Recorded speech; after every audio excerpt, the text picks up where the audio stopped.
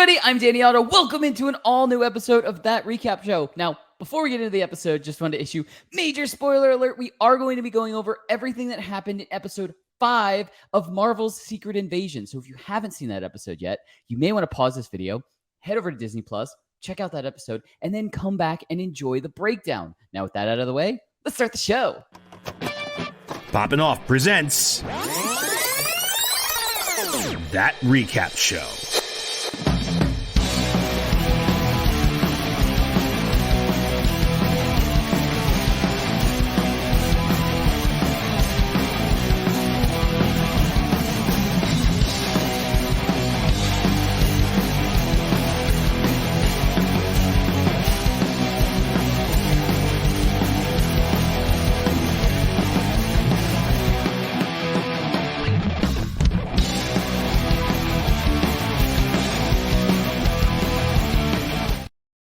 All right, joining with me to break down everything from episode 5 of Marvel's Secret Invasion, it's Jon Rico. Hello. You're not wearing the Not a Skrull shirt. I don't know if I can trust you now. No, I wore the Groot shirt because we saw some Groot-like action in this. We did see some Groot-like action. Yeah. Yes. But now I don't know if you're a Skrull or not. I don't know who to believe. Hi, I'm not a Skrull. So episode 5. Yes. I wrote this down in the notes. The only thing I could really think of to like kick off episode 5 is Fury's about to bring the Fury. Unleash the Fury! And that's like the most stereotypical thing that I could think of to say. Mhm. But like, holy shit, man. Like there were some scenes in this episode where we just got like exactly like what I wanted dialogue wise from Fury, and just gave you like that tingly feeling of like, holy fuck, Fury is here. Like some shit's about to go down. Like it was so awesome to kind of have that. Like we've gotten bits and pieces of it, but like we've kind of been saying and like in the past episodes and stuff like that, where we didn't know if he really was kind of hurting or if he was kind of like playing that up the whole time to make people feel that way. But like after this episode, like I think that Fury's back, like our Fury's back type of thing. Yeah, for sure. But Rico, what were some of your initial impressions of episode 5? This was a pretty solid little kind of like ramp up to the finale. I felt like the penultimate episodes of the show, I feel like, are always the most interesting to me, because it's like, how are we going to get to the big kind of like MCU action finale that we tend to always get in these shows? So I guess I'm kind of expecting more of the same here in this next one. Yeah, we get some cool little character moments with Fury, of course. We get a lot of information that was some confirmation of stuff that we were thinking about before. The first one being the harvest. Like, what is this harvest that was mentioned earlier on, right? And I mean, learning this episode, Fury's talking to Sonya, and she was asking about, like, what happened? You got any of your super friends to come in here? And then she talks about a little bit about this harvest, and she was saying like every Avenger spelt blood on the Battle of Earth, right? The end game fight. Yep. No matter who it was, and we had to do our best to basically collect all of that DNA for ourselves. And he even sent in Skrulls to do it on his own. So we know that there's a Skrull like within agencies out there that were doing stuff on his behalf. And of course, we learned that Gravik was one of those agents that was collecting the data for him. And eventually, that he broke off and he developed the idea to do the Super Skrull serum, right? So that was a kind of an interesting revelation, I thought. And I think it's going to be interesting to kind of watch how this new mindset that he's in going into the finale, how that's going to play into him going against Gravik. And now that Gravik's back is against the wall himself, because now he's killed Pagan, who was kind of like his right hand man, and so that was kind of like a big thing to kind of kick off the episode. And now like he's kind of turning his people against them, and we got a pretty crazy scene with that as well. So we're seeing both of like our lead antagonist and our lead protagonist kind of like with their backs against the walls, and it's kind of leading into this big showdown. So I'm really excited for that. Oh yeah, I am so excited for a showdown. I'm still holding out some hope. Like we didn't get, I don't know, I was saying it last episode, we didn't get Quake coming in. No. But I'm still hoping that we're going to get some reference either to Quake, or we're gonna get an older character coming in to kind of help in general. Yeah. I don't know for sure if we're going to, but I would just like I think Fury needs some help. Now, Right. I have total faith in Fury. Like I said, he's gonna bring the Fury. Old Fury's back, eye patch is back on, jacket's back on. Like, you know what I mean? Like, classic Fury's here. But I'm just excited to see if he calls anyone. And we were talking about this actually. It's a fun little side note. We were talking about this before we started recording, where I just started to rewatch Agents of Shield. Mhm. And I mean, obviously, Quake is from Agents of Shield and stuff like that. So I'm interested to see if, like, with all the rumors of potentially Quake coming back into the MCU, either through this or in general, I'm interested to see if that like ends up being bridged like in this show type of thing, because I think this would be the perfect moment to kind of do that. There's so many rumors. I don't know if you've read some of them or watched some of the TikToks and stuff. There are so many rumors about this finale. Like, we Mhm. have people looking at concept art from Black Panther Wakanda Forever. We have people like looking at all of these other things, just trying to figure out what could potentially be happening in the finale. And I'm here for every single one of them. Like, that's the reason we do this show, is so we can kind of speculate, we can kind of think about theories and kind of just go off every once in a while. And every once in a while, something like it actually ends up getting proven correct. But it's fun to just talk, like live in that universe and just talk about everything. Like, that's my favorite part about all of this, is just watch other people, like their opinions of stuff and go, you know what? That's not too crazy, actually. Like, Mhm. so I'm here for everything. There are so many things I can't wait to talk about leading up to the finale. And before we get too far into it, you want to get to some big takeaways? Let's do it. Awesome. All right. I'm going to kick us off with big takeaways. I, I have a big takeaway on here, and I thought of another one while you were just talking. And it's something that we've kind of already started talking about, and none of us have put it on our list for this episode, but we've kind of talked about it a little bit in the past. I'm interested to see if they're going to kind of show us any flashbacks of Fury and Gravik's relationship. Because one thing, as you were starting to get into, where Gravik actually, ended up killing his right-hand man, where he said, you had two opportunities to kill Fury and you Mhm. didn't, type of thing. And so I'm interested to see if we get any like flashbacks or any more cues into the potential relationship between Fury and Gravik, like their past and stuff like that. Because, like, we know, we did get one initial flashback, and we saw that Gravik met Fury as a kid. Like, well, Fury met Gravik as a kid. Either way, Yeah. Gravik was a child. um, and we see that, Fury's wife was the one who kind of introduced them. So I've always wondered if Fury and his wife kind of ended up being like a makeshift family for Mhm. Gravik, because we do see that, Fury's wife has always had connections with Gravik all the way up to now, basically. And I mean, Fury's the same way. So I'm really interested to see if we get any kind of like what that past was like, Sure.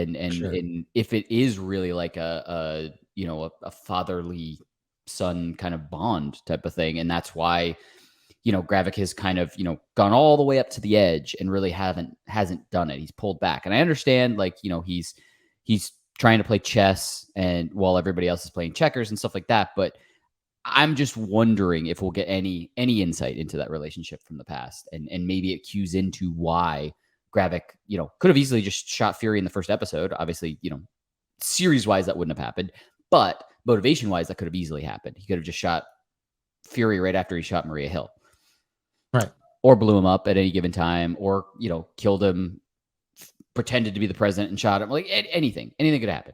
But anyway, so my other, and I'll take 1 second on this. The other big takeaway, the actual one that I had on this for this episode, I was saying this episode really made me appreciate Sonya. I'm very good at being your bestie.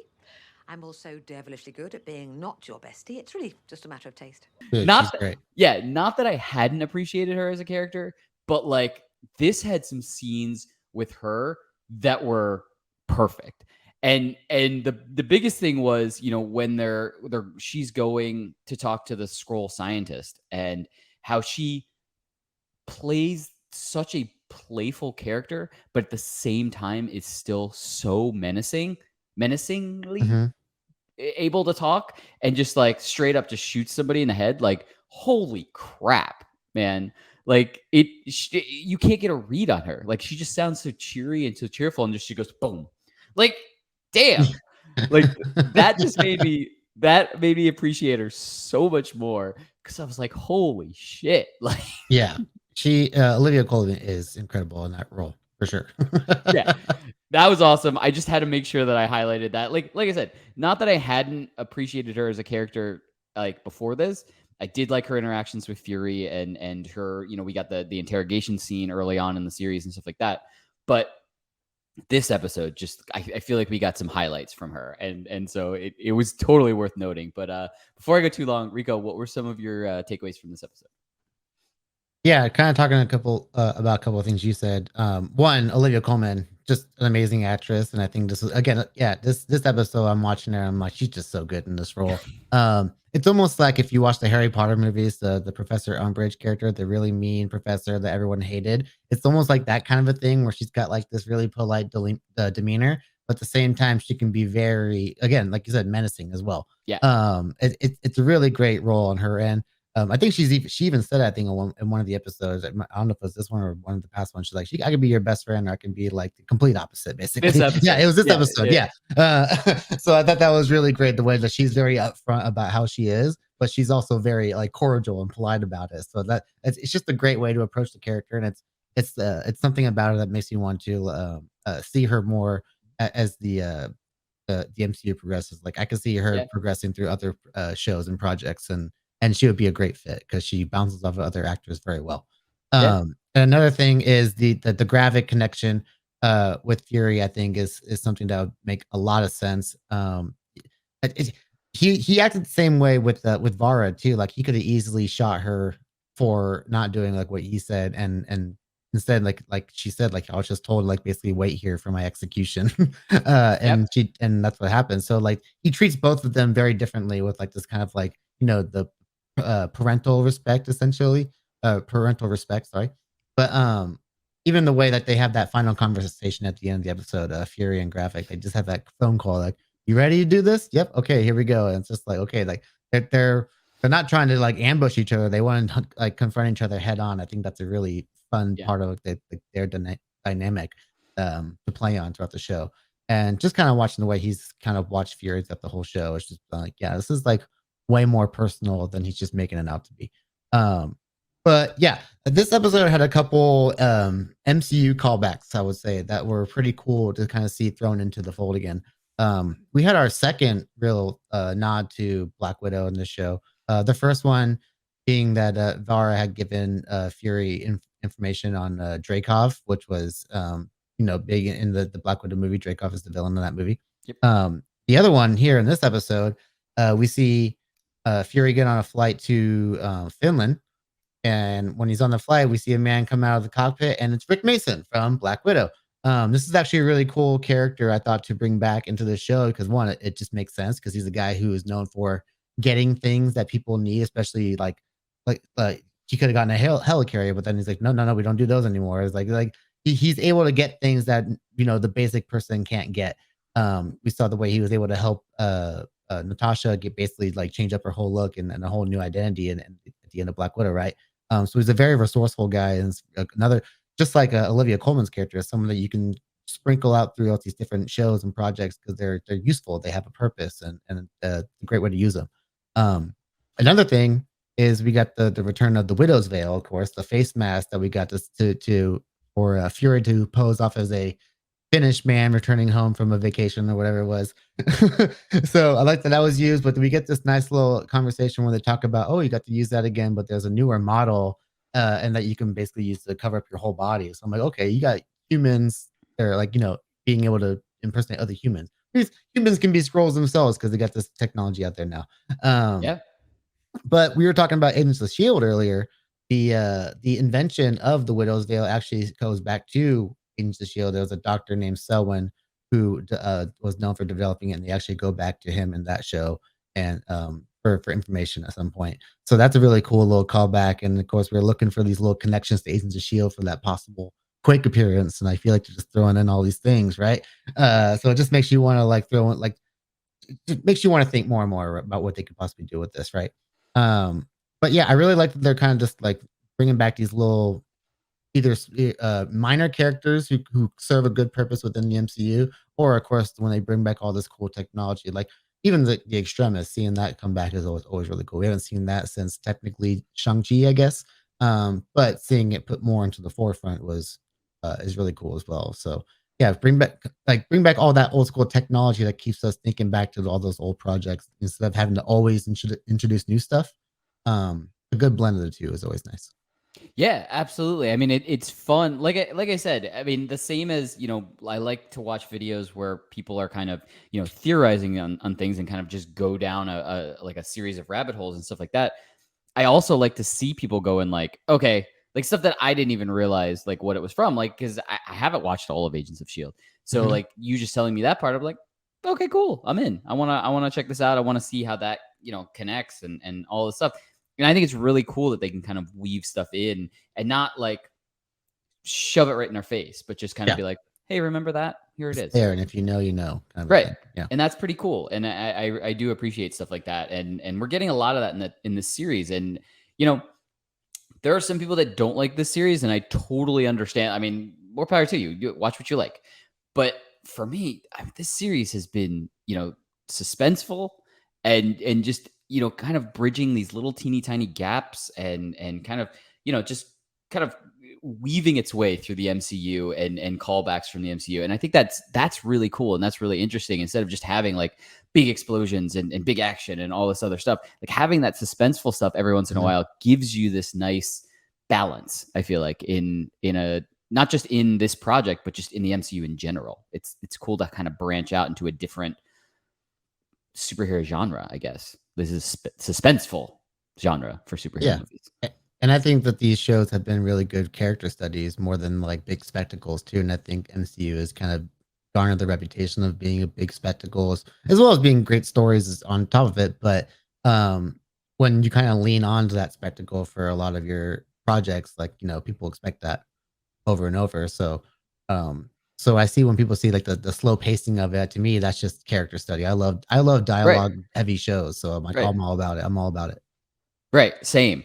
It's just been really interesting. I'm sad we're at the end of it. Like I'm Mhm. sad that like next week is it. I'm excited to get there, and I Yeah. I really hope the finale is a little bit longer. But yeah, I'm here for it. I can't wait. And yeah, do you want to get to some predictions for the finale? Sure do. Awesome. All right, why don't you kick off predictions? Okay, so obviously, talked about a little bit before the big finale showdown with Gravik is inevitable. It's upon us. We got one more episode. It's gonna happen. I'm really looking forward to that. But really, the big question that I have is, are we gonna find out like what exactly happened to Rhodey? Like, I think that's kind of the big question that a lot of people are gonna have. We learned the name of the scroll that took over Rhodey. Her name is Rava. So we got a little bit more context as to who that is there. But other than that, it's like I want to know what happened to the real Rhodey and like what's gonna happen. Of course, going into the finale, is he gonna be rescued? Is it gonna play into what's gonna happen in the future for him? Because during this episode, we have the scroll roadie going into the president's room, trying to do exactly what Gravik told her to do, which was convince them that it was the Russians helping the scrolls and to help start World War III, and to basically like put a airstrike on the compound that they're all living in. Yeah. So Gravik is willing to sacrifice his own people, which is pretty crazy. But at the same time, like if that's where you're keeping all of, like the human subjects, I gotta imagine that's where Rhodey is. So I really hope that at some point we figure out that we can get Rhodey rescued, or unless he's being held somewhere else, which I doubt they're gonna reveal at some point. But yeah, there's a lot that's gonna happen in this finale. They're gonna have to juggle, but I think it's gonna be a fun little ride. Yeah. I mean, Look, we could go down so many rabbit holes here, and I'll go down real quick. I'm interested to hear from you, and I'll say mine first. When do you think the Rhodey swap happened? And I'll go first because I've watched a ton of videos, and I mean, we've talked about this as early as episode 1, where I was saying I think Rhodey, the most obvious person that was swapped out was Rhodey. There's like certain pinpoint things. I saw a video, and I really don't know who it was from, but they were saying, like, what if Rhodey was swapped out as early as Civil War, where after his accident and he's going to the hospital, what if the emergency crew was a crew of Skrulls and swapped him for a Skrull Rhodey, and that Skrull Rhodey had to play hurt the entire time? But there are so many like key moments that he could have, been swapped in and swapped out. I think, and I'd really like to be proven either right or wrong on this. I don't even care. I just want to find out when. I think he was taken before Endgame. I think he was swapped out before Endgame. And I think that's going to be the real big, not twist, but the real big, heartstrings moment is we're going to get a moment where Rhodey's rescued and he's not going to know what happened in the events of Endgame. So he is going to, I don't know if he's going to like try to call Tony. I don't know if he's going to try to he's going to say to Fury, like, where's Tony? Something like that. That would be a major, heartstrings moment. And it would also be a major motivation for him in Armor Wars to be like, look, all of my best friend's tech is out there. I'm getting it back because he's not here anymore to get it back, type of thing. This is his legacy. I don't want it to be, falling into the wrong people. I don't want anything, bad to happen to this. This is the last thing I can do for him, type of thing. I think it would be a major motivation thing. It's not like the U.S. government is asking him to track everything down. This is his personal, mission to get all of Tony Stark's stuff back, type of thing. And I think that would lead very well. Like, we would immediately kind of be ready for what emotional toll is going to be going on for Armor Wars, type of thing. Do you have a point? I think Falcon and the Winter Soldier makes the most sense to me. His point, like his place in the government, I think is a lot higher than it was before at that stage, because we're post blip and there's a lot of people that need help during that time, and I think that's a good time for the Skrulls to infiltrate. I honestly don't want it to be at an point before Endgame, or because I don't want to lessen the impact of him losing his friend, even if it does play into his possible character motivations going forward. I just think that would just be like, I think watching it back knowing that would not be like as fulfilling to watch. Fulfilling is probably not the right word, but it would lessen the impact of that a little bit more, in my opinion. So, and also we haven't seen Rhodey, I don't think, in the suit since Endgame. So I think it makes a little bit more sense to like him being as part of that during Falcon and Winter Soldier. Maybe like if he's part of the council during the Shang-Chi post credit. I can't remember if he's part of that. But that would also kind of be a time frame that you could do it. But I think Falcon and the Winter Soldier, when he shows up, that could possibly be Skrull Rhodey talking to Falcon. That's an interesting point. Now, the last thing I will say, regardless of if he was swapped out pre-Endgame or post-Endgame, and this is crazy. And on record, I just like to say I texted Rico out of nowhere one day and was just like, I have a crazy thought and I just have to tell somebody. And I'm going to say it here in case it happens. Yeah, buckle up, people. So regardless of if he was swapped out pre-Endgame or post-Endgame, if he was swapped out before the events of Spider-Man No Way Home, it could be that Rhodey is the one Avenger, the real Rhodey is the one Avenger that still remembers that Peter Parker is Spider-Man. Everybody has been wondering who this one person knows. Like who is the one Avenger that still knows Peter Parker's identity, Spider-Man's identity after the events of No Way Home, after the spell, after everything. And how crazy would it be if that is why one of the Avengers still knows him?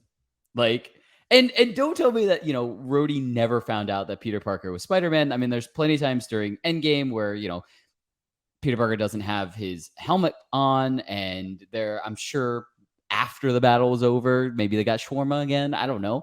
But you know what? Like and Tony's funeral, like I mean, there are instances, not only that, but Rhodey's supposed to be Tony Stark's best friend. Tony, I'm sure, was talking about Peter Parker and this, this new recruit and all of this stuff. So I'm sure in passing, Rhodey knew the identity of Spider-Man. And so how crazy would it be if that is why we have one person still that knows Peter Parker is Spider-Man? I don't know how that would affect anything. I don't know anything, but I just wanted to state it here and, tell everybody I texted you out of the blue and was just like, this is crazy. I just need to put it out there. Yeah, they did fight alongside each other in Civil War too. So there is that possibility as well. He was one of like 7 people on Team Tony. Yeah, exactly. Yeah. But wouldn't anyway, it be nice? Yeah, wouldn't it be nice? Yeah. I just I'm always looking for like how can we get that long that slow burn payoff? Like this is one of those like everybody's been wondering. It's like the Mephisto thing from God. WandaVision. It's like who knows? Somebody knows. One person knows out there. Will we find out who knows Peter Parker is before we find out what's going on with the Eternal's hand in the ocean? Oh, interesting. Or the Celestial hand. Sorry, Celestial hand. Yeah. But anyway, as we always say, that's what we think. Let us know in the comments below. What did you think of episode 5? And more importantly, what do you think is going to happen in the finale? Like, the sky's the limit. I mean, we know we're going to get this showdown between Fury and Gravik, but like, what are the events that are going to lead up to that? Are we going to have more people on Team Fury? Are we going to even get, some of the Skrulls going over to Team Fury type of thing? And maybe we get, multiple Skrulls helping out against Gravik and stuff like that, because we know, Gravik's a force to be reckoned with. Like, Fury's not going to be able to take him on by himself. There's no way. So we've got to have some teammates added to that. And I'm really interested to see. And as always, don't forget, like, subscribe, and turn on notifications to hear about all of our latest audio and video podcast releases. Bye, everybody. Popping Off presents That Recap Show.